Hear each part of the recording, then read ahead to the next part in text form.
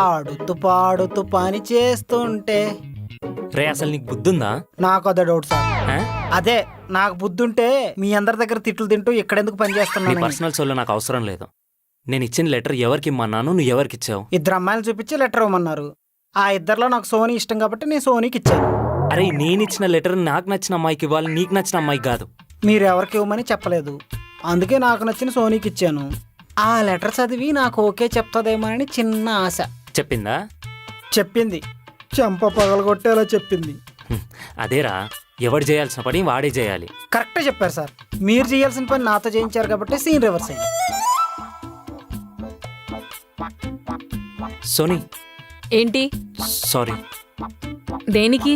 యాంటీగాడ్ ఇచ్చిన లెటర్ నీకు కాదు, నేను దేవికి రాసింది. చదివాక నాకు అర్థమైంది. అయినా దేవిని పడేయాలంటే ఇలా లెటర్స్తో పని అవ్వదు.